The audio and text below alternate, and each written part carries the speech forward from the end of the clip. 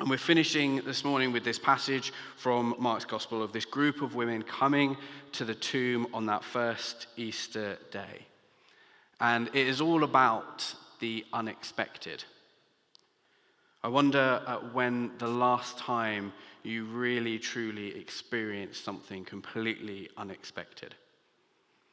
Often it can go one of two ways. It can either be something that you were completely unexpecting and it's gone from something good to something terrible and everything's gone terribly wrong, or something has happened that's truly awful. Or it goes the other way and you're kind of not expecting anything and then it's delightful and joyous and amazing. I wonder when the last time you experienced something truly unexpected was. I'm going to see, hopefully, are we working with those? Okay. Awesome. When was the last time you experienced something unexpected? What were those feelings? What were those emotions?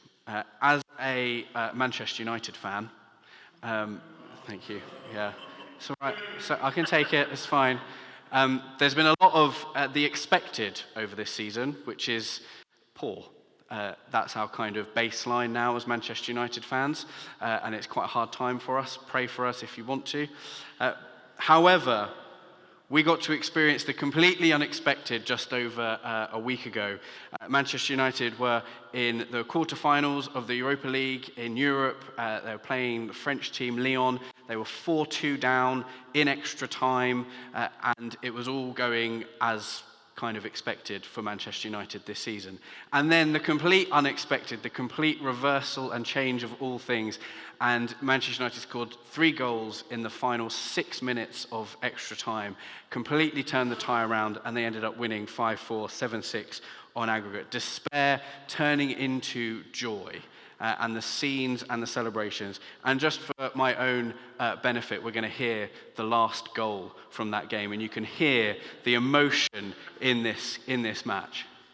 Manchester United, who needed 2 goals, put it up nice and loud, Andy. and have scored in stoppages.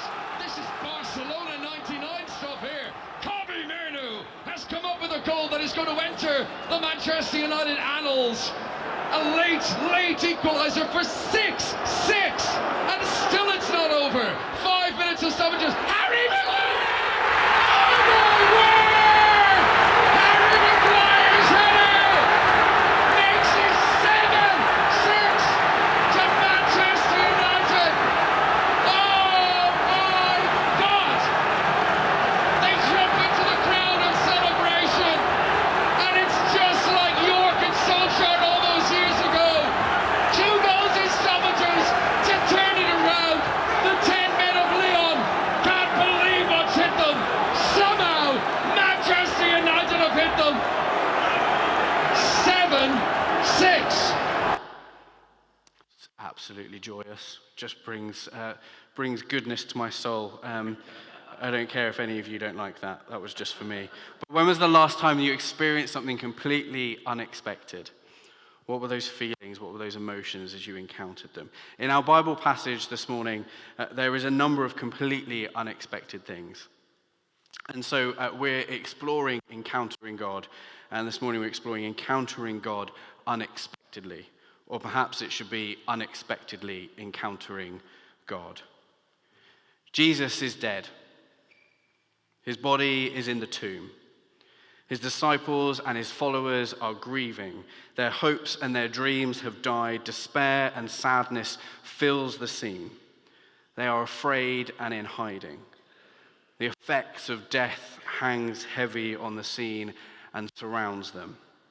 And in this emotional space, as the Sabbath ends on that Saturday evening, as soon as they are able to, this group of women go and they buy spices that they need in order to anoint Jesus' body. Then on the Sunday morning, as the sun rises, they make the trip to the tomb. And they expect to encounter a dead body. And you get this sense of their mind being completely preoccupied with all of the emotion and all of the grief, as we get one of those wonderful little details that we get in the Bible and from Mark. And they asked each other, who will roll the stone away from the entrance of the tomb?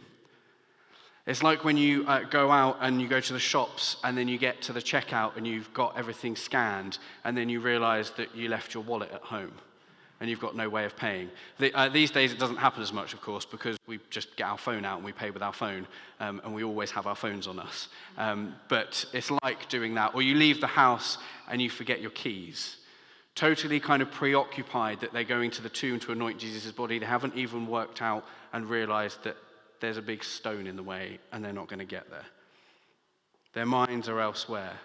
We're going to anoint his body. And then halfway there, hang on, how are we even going to get into the tomb? It's a little detail that shows that they expect nothing except to see Jesus' body. However, they're a bit late. The body should have been anointed before its burial, before it was put into the tomb. Doing so 2 days late is a little bit pointless. But also, if you remember from a few weeks ago from Emma's talk on the encounter with the woman at Bethany, Jesus' body has already been anointed for death and for burial. In her commentary on Mark's Gospel, Morna Hooker has a great line as she points out this irony, saying, "The women failed to do belatedly what was in fact done by another woman prematurely. Her action was a prophetic sign of Jesus' death. Theirs is made impossible because of his resurrection." They are too late. Not because the body is decaying, but because it is no longer there. This, of course, is the one big unexpected thing within this passage. They are expecting a dead body, filled with grief and sorrow, but in love and devotion they go to the tomb, but there is no body to be found. We see this caring for Jesus' body, this care and compassion and devotion to it. Mark is showing us that Jesus' body is important because what they encounter is a bodily resurrection. Not wishful thinking, not a plot made up, but a bodily resurrection. Jesus had a physical body. He really was bodily crucified. And he really is bodily raised to life. The tomb is empty, and everything hinges on one word in this text. It's not translated into one word in the English. We get more than one word. But in the original language, in the Greek, it is one word. That word is agathe. I'm going to level with you. I haven't done New Testament Greek for over a decade. My pronunciation might not be exactly spot on, but I'm going with agathe. If you want to have a different kind of pronunciation, then go for it. Why don't you just practice saying that word now? Go on. Agathe. Agathe. Agathe. What does agathe mean? Agathe means he has been raised. He has been raised. This isn't just the hinge point in this encounter. It is the hinge point of all of human history. Why? Because agathe. He has been raised. Once. He has been raised once. He has been raised once and for all time. Agathe. He has been raised. What the prophets had dreamed of, what the people of Jerusalem, of Israel, of the entire world, even without knowing it, had been longing for, what creation had been groaning for. It is the first day of the new week, and the God of the new beginnings has raised Jesus physically. His physical body is raised to life, and wrapped up in this one word, agathe, are all of our hopes and our dreams, yours, mine, and all of creation. Why agathe? Because he has raised him. No one sees the resurrection take place. It's already happened when they get to the tomb. You'll notice in this encounter that the women don't actually encounter the risen Jesus, but they encounter the effects of the risen Jesus. They experience the God who is the God of new beginnings. He has been raised. God has raised Jesus in his mighty power. Maybe you are here this morning and the last thing you expect is to encounter the risen Jesus, the living God. But hear and receive the unexpected, glorious, life-changing, life-transforming, world-turning, beautiful word, Agathe. He has been raised. Death is defeated. The promise and hope is true. The final chapter to the story has begun. It is still unfolding, but it is done. Creation has been and will be reconciled for all time into the presence of God. And it is available for you today. Why Agathe? Because there is no body to be found. He has been raised.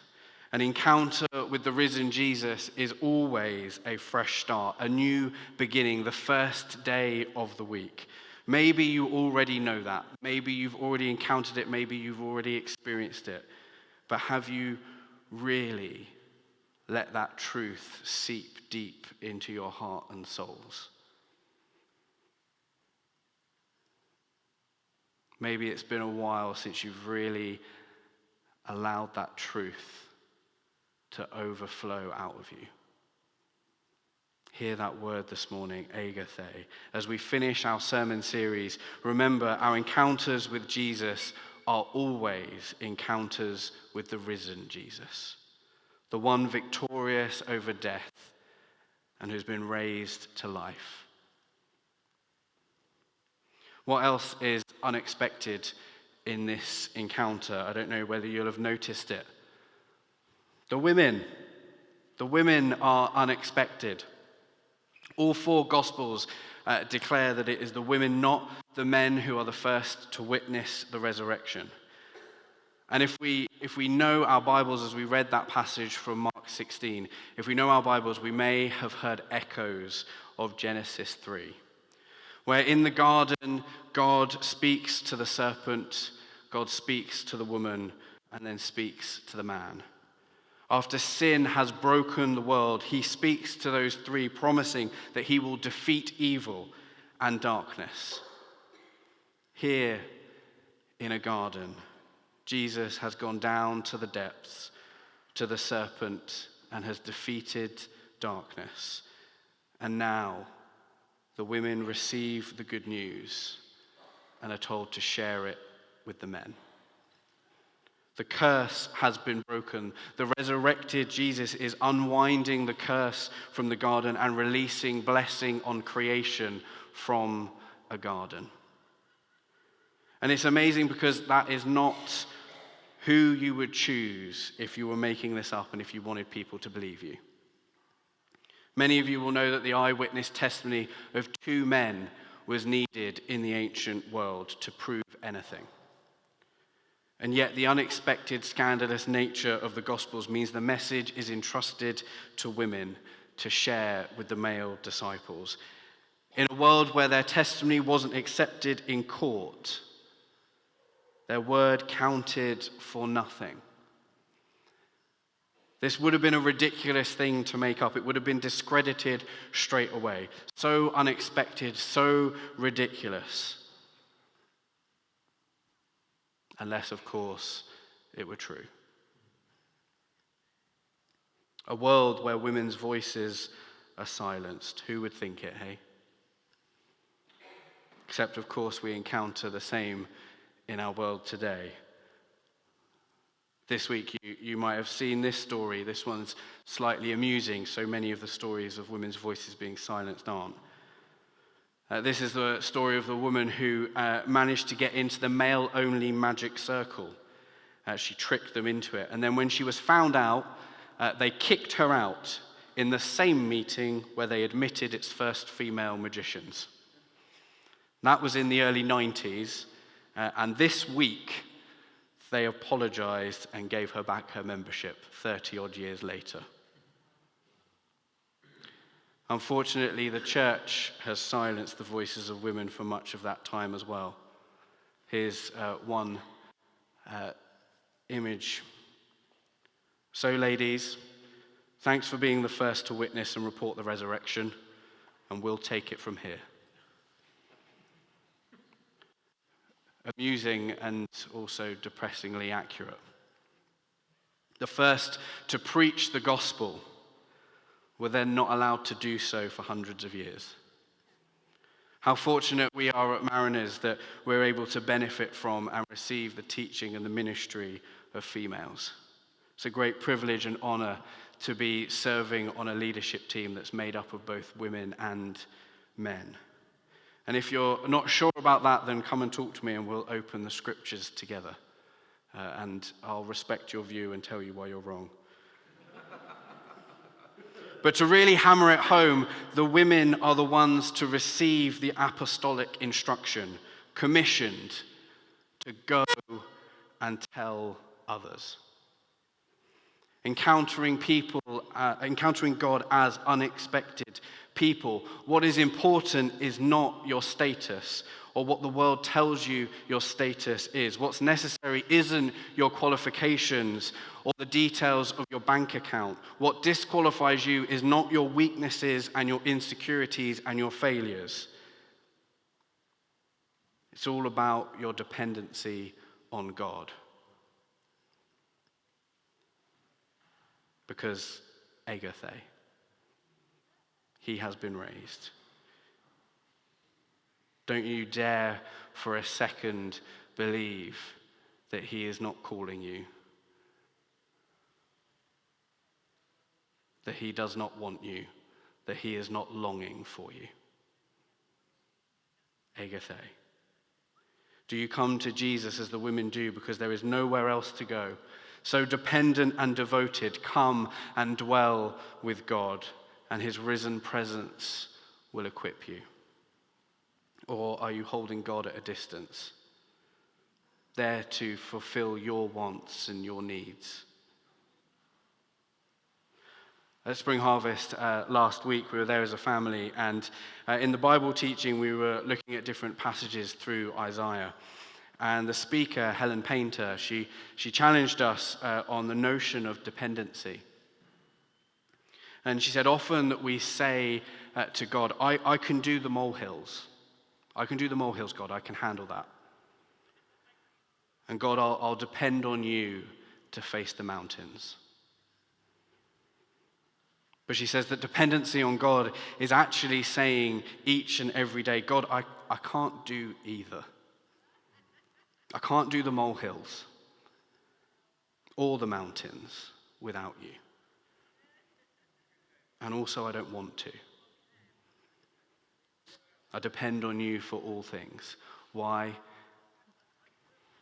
Because Agathe, he has been raised. Where are you creating that dependency on God? Where are you leaning into that dependency on God? Whether it's a mountain or a molehill. Have you really laid down each of those idols that we love to worship? Have you put down each of your crowns? Maybe God is saying something to you about that this morning. The last thing that's unexpected that I want to pull out from this passage is the ending. It seems like we've almost kind of ended in the middle of a sentence. It might seem a bit like an unfulfilling ending, a bit of an anticlimax. Those of you that have got your physical Bibles with you, the old school people, if you've got them, you might see that there's two optional endings that they put onto the end of this passage. And it's pretty much disputed that those are accurate. They're later additions. I partly know this because neither style is in Mark's style at all. Doesn't sound like him at all. And so we end with this ending. There's lots of debates amongst academics about whether this is the ending and the actual ending, or perhaps the real ending was lost. Maybe it was damaged and is missing. Tom Wright is one of those who thinks that it's missing. The final column or the final page of the manuscript, the weakest and most at-risk section of it, has got lost. Others, like Morna Hooker, who I mentioned earlier in the Bible Project, they think that this is intentionally how Mark ended his gospel. But also, strangely, the women are left trembling and bewildered and afraid. They don't go and say anything to anyone. So they disobey the commandment that they're given. Of course, the answer to that is, well, of course they go and tell people, because if they didn't tell people, we wouldn't know about it. So they did go and tell people. And in Mark, fear is a common response to encountering God. Sometimes our view of God can become a bit watered down. Jesus becomes not much more than a mate. We lose our big view of God. This is the creator of the heavens and the earth. They have encountered the work of the Almighty. Debbie spoke a couple of weeks ago about Nicodemus, and that's how he's left after his encounter. Many are left in scriptures after their encounter in this way. Trembling and bewildered is probably the most accurate description of how it should leave us. And Mark is so honest and real with it, he's not going to sugarcoat it. And it doesn't really matter in the end if you think it was intentionally ended like this or that the last bit were missing. The result is similar. It's an invitation. An invitation for each of us to become a character in the story. Writing for the Bible Project, Erin Vroom says, an empty tomb and a promise. We may not see the risen Jesus, but we do know his tomb is empty. This should stir up curiosity. If Jesus is not there, then where is he? The promise that follows gives an answer to that question. You will see him if you believe he is alive and obey the command to seek him. The only obvious response to this message then and now should be to set off on a journey to meet the risen Jesus for yourself. Tom Wright says similarly, the way it ends encourages us all the more to explore not only the faith of the early church, that Jesus had indeed risen from the dead, but our own faith. There is a blank at the end of the story, and we are invited to fill it ourselves. Do we take Easter for granted? Or have we found ourselves awestruck at the strange new work of God? What do we know of the risen Lord? Where is he now going ahead of us? What task has he for us to undertake today to take the gospel of the kingdom to the ends of the earth? We are invited in. Why? Egathe. Because he has been raised. The stone isn't rolled away for Jesus to get out. He can enter locked rooms and come and go as he pleases. The stone is rolled away so that we can peer in. An invitation into the story. To see that it is empty.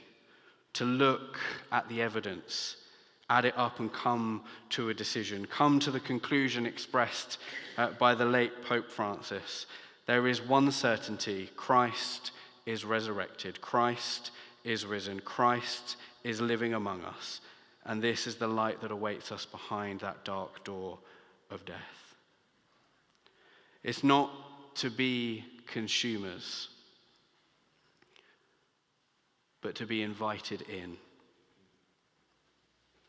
As we come to the end of our sermon series, we've looked at encountering God in so many different ways. Encountering God in imperfection, in the wilderness, in desperation, in failure, in inadequacy, with wrestling, with great faith, in times of change, in resistance, in grief, in longing, in obedience, in hardness, in crisis, in trauma, in our calling, with guilt, with doubting, and in desperation. We've looked at different characters throughout Scripture like Malchus, and Barabbas, and Pilate, and the crowd, and Moses, and Hagar, and the hemorrhaging woman, and Balaam's donkey, and Peter, and Gideon, and Elijah, the woman at the well, Samuel, the centurion, Daniel, Isaiah, the Ethiopian, Zacchaeus, Lazarus, Mary, Martha, the disciples, Samson, the Pharisee, the money changers, and Job. And as we finish something throughout is this, that when we encounter God, ultimately, it's not about us.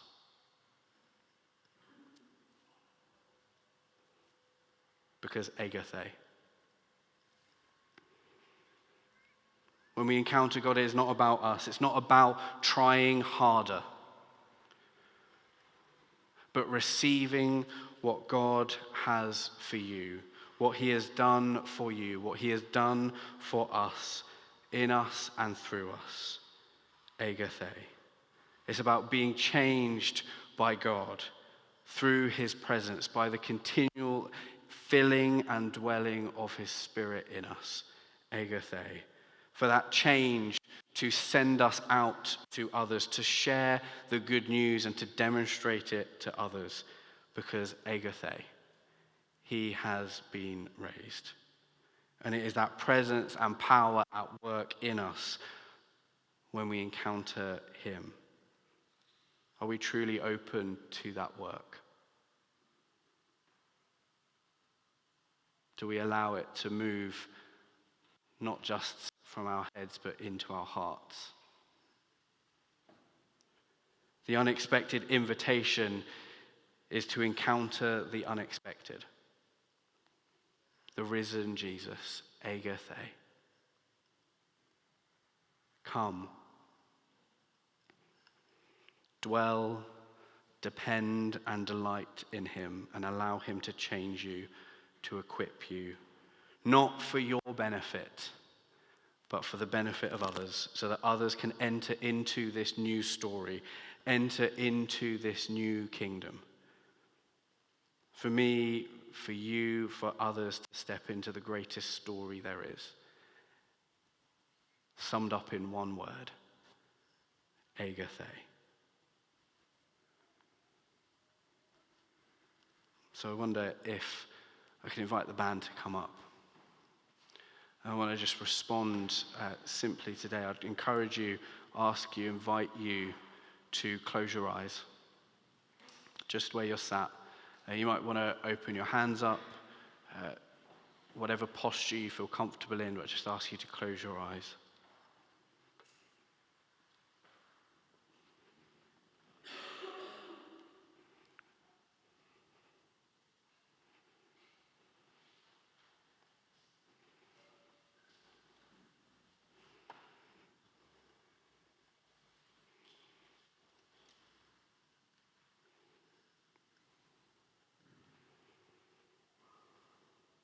In John's Gospel, Mary Magdalene bends down to peer into the empty tomb.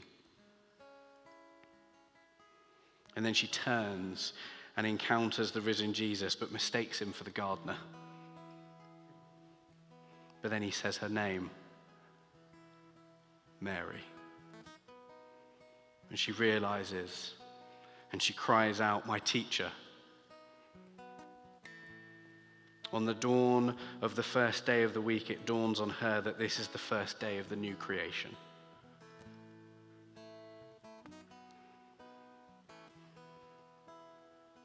Imagine then, if you sit with your eyes closed, imagine in your mind's eye that this morning that you are in the garden on that first day of the week. The sun has just risen. It's the first day of the new creation. You see the stone rolled away from the tomb.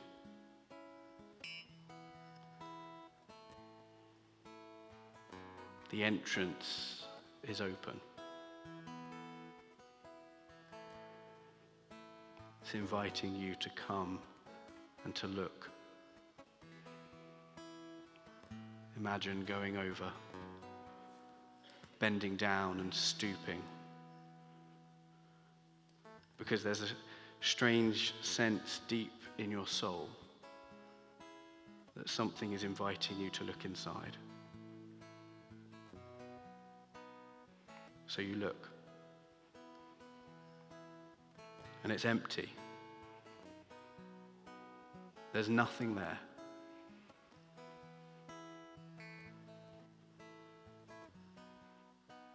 And then from behind you, you hear a familiar voice. Perhaps a voice that you've never heard before, and yet, strangely, it's still familiar in some way. Perhaps a voice that you once knew very well, but you haven't heard for a long time.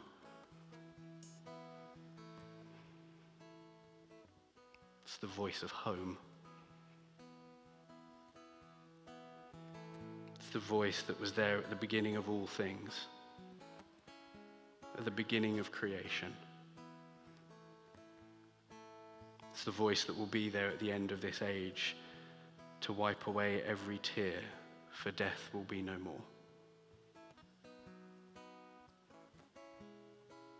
And imagine that familiar voice, and what you hear is it saying your name.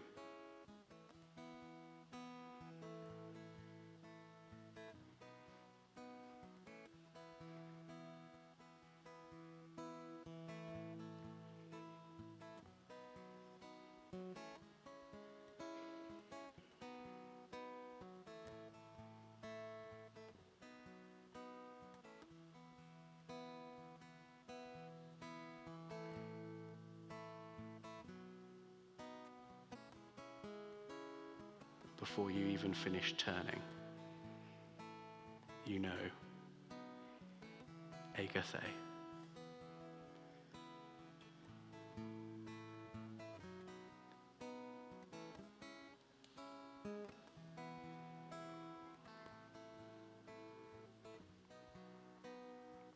Sit in this moment and continue that conversation with the one who has called your name. Encounter him afresh this morning. Because Agatha, he has been raised. And that's the invitation to encounter him, to dwell with him, to worship him, to allow that presence to change and transform us and send us out. For Agatha.